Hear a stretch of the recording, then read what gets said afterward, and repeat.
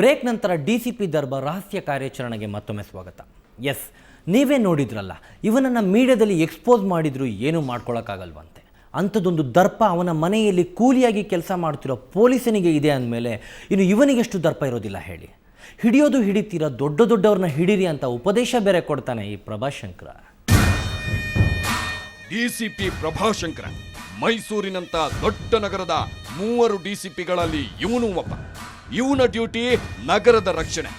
ಇವನ ಮೇಲೊಬ್ಬ ಅಧಿಕಾರಿ ಇದ್ದಾರೆ, ಕಮಿಷನರ್ ಸುಧೀರ್. ಆದ್ರೆ ಯಾಕೋ ಏನು ಇವ್ರ ಕಣ್ಣಿಗೆ ಇವತ್ತಿನವರೆಗೂ ಈ ಹಲ್ಲಂಡೆ ಅಧಿಕಾರಿಯ ಅಕ್ರಮ, ದರ್ಪ, ದೌಲತ್ತು ಕಣ್ಣಿಗೆ ಬಿದ್ದಿಲ್ಲ. ಅಥವಾ ಎಲ್ಲಾ ಗೊತ್ತಿದ್ದು ಸುಮ್ಮನೆ ಕುಳಿತಿದ್ದಾರ ಗೊತ್ತಿಲ್ಲ.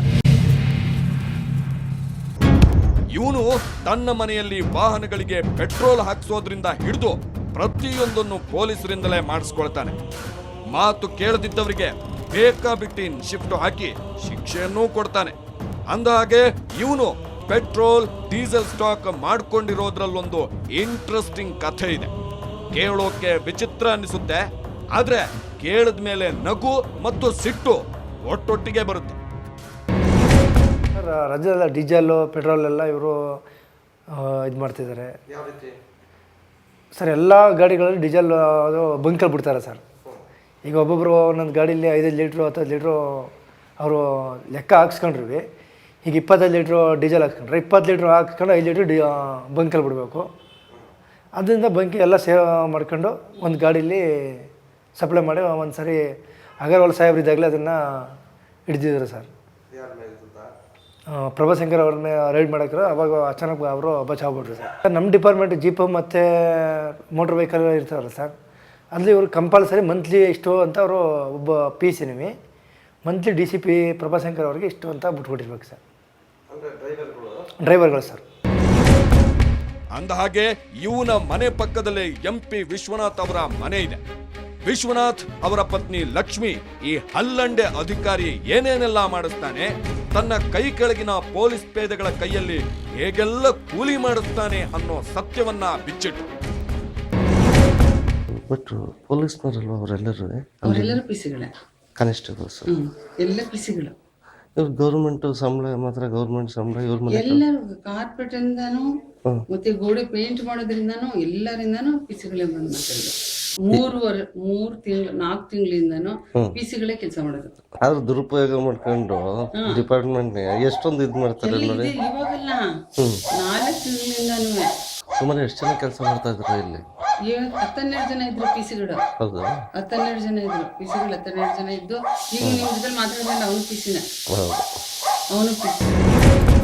ಇಂದಿಗೂ ಆ ಮನೆಯಲ್ಲಿ ಪೊಲೀಸರು ಕೂಲಿಗಳಂತೆ ಬದುಕ್ತಾ ಇದ್ದಾರೆ.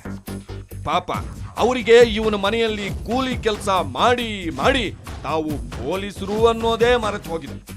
ಇಂಥ ಹೊಣೆಗೇಡಿ ಅಧಿಕಾರಿಗಳಿಗೆ ಶಿಕ್ಷೆ ಆಗುತ್ತೆ ಅನ್ನೋ ಭಯವೂ ಇಲ್ವಲ್ಲ, ಅದು ನಿಜವಾದ ದುರಂತ. ನೀವು ಆ ರೀತಿ ತಿಳ್ಕೊಳಕ್ ಹೋಗ್ಬೇಡಿ. ಒಂದು ಸಸ್ಪೆಂಡ್ ಆಗೋದು ಅಷ್ಟೇ, ಏನು ಮಾಡ್ಕೊಳಕ್ಕಾಗಿಲ್ಲ. ಯಾರು ಸಾಹೇಬ್ರ ಯಾರಾಗ್ಲಿ ನೋಡಿ ಆ ರೀತಿ ಏನು ಮಾಡ್ಕೊಳಕ್ಕಾಗಿಲ್ಲ. ಇಷ್ಟೆಲ್ಲ ಹಲ್ಲಂಡೆ ಕೆಲಸ ಮಾಡೋ ಈ ಡರ್ಟಿ ಪೊಲೀಸ್ ಪ್ರಭಾಶಂಕರ ಮಾತಾಡಿದ್ರೆ ವೇದಾಂತವೇ ಉದುರುತ್ತೆ. ಬಾಯಂತ ಬಾಯಲ್ಲಿ ಮಾತಾಡೋದೆಲ್ಲ ತತ್ವ ಸಿದ್ಧಾಂತ, ಮಾಡೋದು ಅನಾಚಾರ, ಮನೆ ಮುಂದೆ ಬೃಂದಾವನ ಅನ್ನೋದನ್ನ ಇವನನ್ನ ನೋಡಿನೇ ಹೇಳಿರ್ಬೇಕು.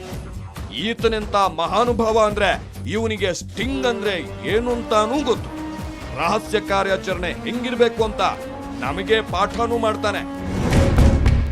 ಏನು ಸ್ಟಿಂಗ್ ಅಂದರೆ ನಡಿಬಾರದೇ ಇರೋಂಥದ್ದು, ಹ್ಯುಮ್ಯಾನಿಟಿಗೆ ಏನೋ ಅನ್ಯಾಯ ಆಗ್ತಾ ಇರೋದಂಥದ್ದನ್ನು ಏನಾದರೂ ಒಂದು ಹುಡುಕಿ ನಾವು ಮಾಡಿ ಅದ್ರ ಮೇಲೆ ಬೆಳಕು ಚೆಲ್ಲಿ ಆ ತಪ್ಪನ್ನು ಸರಿ ಮಾಡೋದು, ತಪ್ಪನ್ನು ಮುಂದುವರಿಯೋದು, ನಿಲ್ಲಿಸೋದು, ಆ ಥರ ಏನಾದರೂ ಮಾಡಿದ್ರೆ that is 100% social service. That is responsible journalism. ನೀವೆಲ್ಲ ಸಣ್ಣ ಪುಟ್ಟದನ್ನೇ ಹಿಡಿಯೋದ್ರ ಬದಲು ಎಲ್ಲಾದರೂ ದೊಡ್ಡದು ವ್ಯವಸ್ಥಿತವಾಗಿ ನಡೀತಾ ಇರೋದನ್ನ ಆ ಥರದನ್ನ ಯಾವುದಾದ್ರೂ ಎಕ್ಸ್ಪೋಸ್ ಮಾಡಿದ್ರೆ ಅದಕ್ಕೊಂದು ಸರಿನಪ್ಪ. ದೊಡ್ಡವರನ್ನೆಲ್ಲ ಹಿಡಿಯೋಣ, ತೋಳ ನರಿಗಳ ಮಧ್ಯೆ ಈತನನ್ನ ಏನಂತ ಕರೆಯೋಣ ಹೇಳಿ? ಹೆಗ್ಗಣ ನೋಡ್ಮ. ಇಂಥವರನ್ನಿಟ್ಕೊಂಡು ನಮ್ಮ ರಾಜ್ಯದ ಪೊಲೀಸ್ ಅಧಿಕಾರಿಗಳು ಕಾನೂನು ಸುರಕ್ಷತೆಯ ಮಾತನ್ನಾಡ್ತಾರೆ. ಇಂಥ ಹಲ್ಲಂಡೆ ಅಧಿಕಾರಿಗಳನ್ನು ಪೊಲೀಸ್ ಕಮಿಷನರ್ ಸುಧೀರ್ ಸಹಿಸಿಕೊಂಡಿದ್ದಾರಲ್ಲ, ಅವರ ತಾಳ್ಮೆಗೆ ಒಂದು ರಾಷ್ಟ್ರಪತಿ ಪದಕ ಕೊಡಿಸಬಹುದು. ನಮ್ಮ ಪೊಲೀಸರು ಒಳ್ಳೊಳ್ಳೆ ಕೆಲಸ ಮಾಡಿದಾಗಲೆಲ್ಲ ಸುವರ್ಣ ನ್ಯೂಸ್ ಅವರಿಗೆ ಶಹಬ್ಬಾಸ್ಗಿರಿ ಕೊಟ್ಟಿದೆ. ಈಗಲೂ ಅಷ್ಟೇ, ಇಲ್ಲಿ ಕೂಲಿಗಳಾಗಿರೋ ಪೊಲೀಸರಿಗೆ ಖಾಕಿ ತೊಡಿಸಿ ಈ ಭ್ರಷ್ಟನ ಕೈಗೊಂದು ಬೇಡಿ ಹಾಕ್ಸಿದ್ರೆ ದೊಡ್ಡ ಅಧಿಕಾರಿಗಳಿಗೆ ಸುವರ್ಣ ನ್ಯೂಸ್ ಸೆಲ್ಯೂಟ್ ಹೊಡೆಯುತ್ತೆ.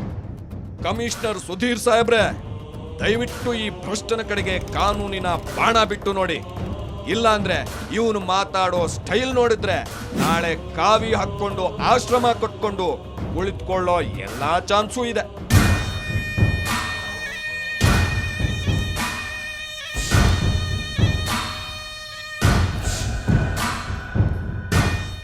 ಜೈಶಂಕರ್, ಮೈಸೂರು, ಸುವರ್ಣ ನ್ಯೂಸ್. ಇವನು ಮಾತನಾಡೋ ಸ್ಟೈಲ್ ನೋಡ್ತಾ ಇದ್ರೆ ಎಲ್ಲಿ ಕಾವ್ಯ ಹಾಕ್ಕೊಂಡು ಸ್ವಾಮಿ ಆಗ್ತಾನೋ ಅನ್ನೋ ಭಯ ನಮಗೂ ಇದೆ. ಅಕಸ್ಮಾತ್ ಆಗ್ಬಿಟ್ರೆ ಇನ್ನು ಏನೇನು ಅವಂತರ ಸೃಷ್ಟಿಸ್ತಾನೋ ಏನೋ. ಇದು ಡರ್ಟಿ ಪೊಲೀಸ್ ವಿಶೇಷ ರಹಸ್ಯ ಕಾರ್ಯಾಚರಣೆ. ನೇರ ದಿಟ್ಟ ನಿರಂತರ ಸುದ್ದಿಗಾಗಿ ನೋಡ್ತಾ ಇರಿ ಸುವರ್ಣ ನ್ಯೂಸ್.